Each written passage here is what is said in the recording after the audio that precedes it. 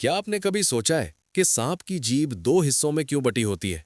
इसके पीछे सिर्फ विज्ञान ही नहीं, बल्कि छुपी है महाभारत की एक रहस्यमयी और चौंकाने वाली कहानी।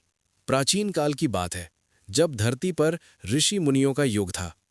महान ऋषि वेद व्यास द्वारा रचित महाभारत में इस रहस्य का उल्लेख मिलता है।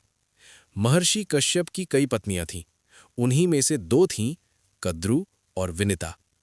कद्रु थीं सभी नागों की माता और विनिता थीं पक्षी राज गरुड़ की माता। एक दिन दोनों ने आकाश में एक अद्भुत दिव्य सफेद घोड़ा देखा। कुछ कथाओं में इसे उच्चैश्रवा कहा जाता है। कद्रु बोली, इस घोड़े की पूंछ काली है। विनिता बोली, नहीं, इसकी पूंछ बिल्कुल सफेद है। बस यहीं से शुरू हुई एक शर्त, जो हारेगी वो दूसरी की दासी बनेगी। कद्रु को जीतना था किसी भी कीमत पर। उसने अपने नागपुत्रों को आदेश दिया, जाओ और इस घोड़े की पूंछ से लिपट जाओ ताकि वो काली दिखाई दे। कुछ नागों ने मना कर दिया। तब क्रोधित होकर कद्रु ने श्राप दे दिया, तुम सब राजा जन्मेजय के सर्प यज्ञ में भस्म हो जाओगे। डर के मारे सभी नागों ने उसकी बात मान ली और देखते ही देखते सफेद पूंछ काली नजर आने लगी। शर्त हारकर विनिता बन गई कद्रु की दासी।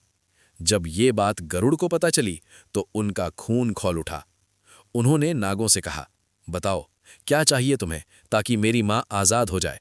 नागों ने चालाकी से कहा, अगर तुम हमारे लिए स्वर्ग से अमृत ले आओ तो हम तुम्हारी मां को मुक्त कर देंगे।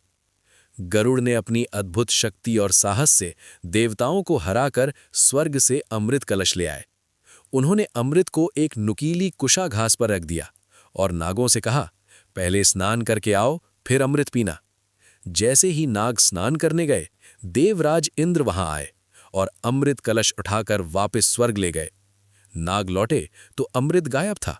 उन्होंने सोचा, शायद घास पर अमृत की कुछ बूंदें बची हों, और जैसे ही उन्होंने उस तेज धारदार कुशा घास को चाटा, उनकी जीभ कटकर दो हिस्सों में बट गई।